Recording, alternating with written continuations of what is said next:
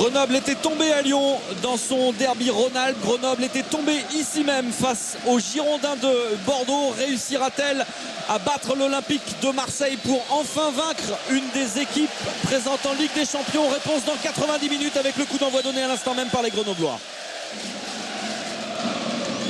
Vitakic. On cherche surtout à ne pas commettre de fautes techniques pour l'instant d'un côté comme de l'autre. Très appliqué côté grenoblois. On cherche à ne pas perdre le ballon dans les 30 derniers mètres face au rapide attaquant marseillais. Comme c'est le cas actuellement. Avec la bonne ouverture là-bas. Mamadou Niang, entrée de surface. Niang qui va crocheter. Niang qui va frapper à l'ouverture du score. Pour Hatem Ben Arfa, c'était parfait. Surtout ne pas perdre le ballon côté grenoblois. C'est ce qui s'est produit. Grenoble l'a payé cash sur la première interception marseillaise, Alain. Oui, effectivement, vraiment un ballon perdu de façon incroyable comme ça dans l'axe à 30 mètres de son but. Et donc effectivement, ça c'est des ballons que voilà, une précipitation un peu on cette passe à partir de ce moment-là. Mamadou Niang a un contre un, se débarrasse. Je pense qu'il veut tirer, mais il trouve Ben Arfa qui a suivi pour pouvoir pousser le ballon au fond. Et en table de match parfaite côté marseillais, l'Olympique de Marseille qui avait déjà débuté comme ça au Mans pour un résultat final d'un but partout avec exactement la même phase de jeu conclue par le même homme, Hatem Ben Arfa, qui vient ouvrir le score ici pour l'Olympique de Marseille après seulement 4 minutes de jeu. L'Olympique de Marseille est sur les rails. Attention, Taiwo, fort, ça va aller dans le mur, ça revient sur Mamadou Niang qui de façon incroyable met ce ballon au-dessus. Non, c'est déjà une balle de match effectivement pour Mamadou Niang. Incroyable manqué de Mamadou Niang. Pas de faute, attention à Romao qui a récupéré la bonne frappe de Romao. C'est bloqué en deux temps, Mandanda qui repousse. Et le danger écarté par Lorik Sana. Oui, voilà. Ben Arfa qui s'est subtilisé, un bon tacle de Romao. Et là, il y a un 3 contre 2, donc il peut démarquer à droite ou à gauche, il préfère frapper.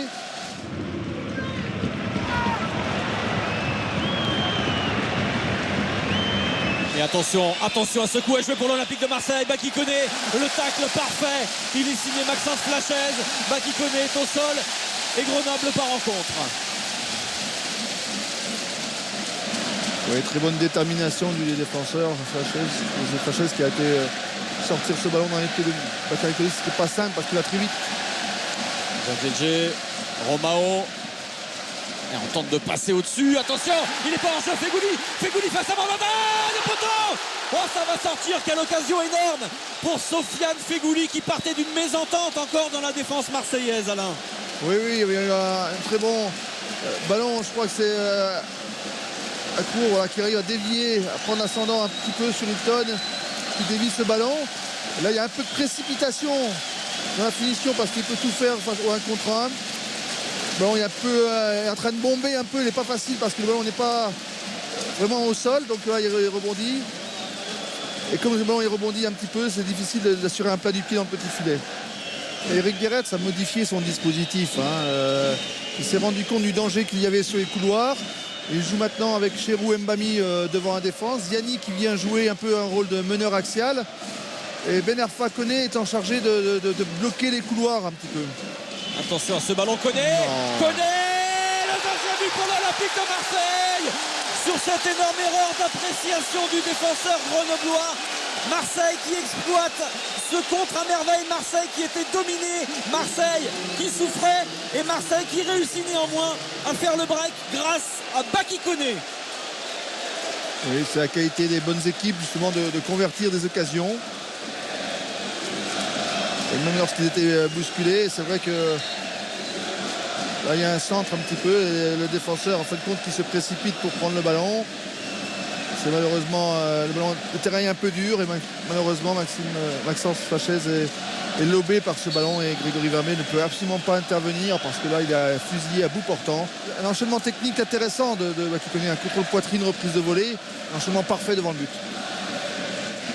Allez, dernière opportunité grenobloise pour tenter de réduire la marque dans cette première période face à l'Olympique de Marseille.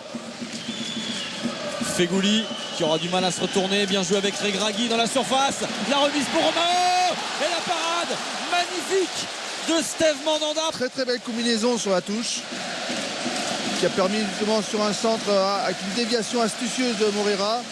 Et malheureusement Moreira peut piquer ce ballon un petit peu, il est au contact avec le gardien qui sort très bien. Romao toujours, Dimitrijevic. Premier ballon pour Mutawalki, El Moubarki face à Bonnard, il rentre, Moubarki dans la surface de réparation, le petit ballon piqué au-dessus de Mandanda et c'est finalement contré par le gardien du Marseillais. C'était le premier ballon joué par El Moubarki. C'est vrai que sur ce premier ballon, il se débarrasse bien un contre un de Bonnard, un petit contre.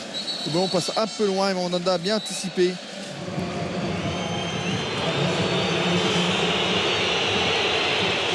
La sortie d'Hatem Ben Arfa qui ce soir aura marqué son 6e but en Ligue 1 de la saison. Il a été décisif en première période, on l'a beaucoup moins vu en deuxième mi-temps. Alain, il est remplacé par Bolo Zenden. Il s'est un petit peu éteint en même temps que les intentions offensives marseillaises.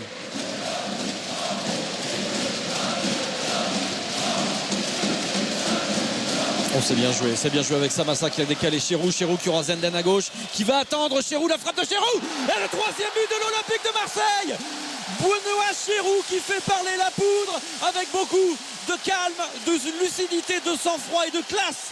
Benoît Cherou entérine le triomphe marseillais. Marseille qui avait la main mise sur cette partie, qui a fait tourner le ballon en deuxième période, qui n'a pas concédé la moindre occasion dans cette deuxième période et qui là plie le match. Alain. Oui, je sentais bien qu'on était plus près du 3-0 que du 2-1 compte tenu du manque de volonté un petit peu des Grenoblois, mais aussi des espaces qu'ils offraient justement à des contre marseillais. C'est venu par une belle frappe lointaine de Benoît Cherou qui a pris sa chance, même si je pense que Grégory Vambé là peut-être est sur cette trajectoire, mais la main n'est peut-être pas assez ferme, mais une belle frappe en tout cas de Benoît Cherou à 25 mètres.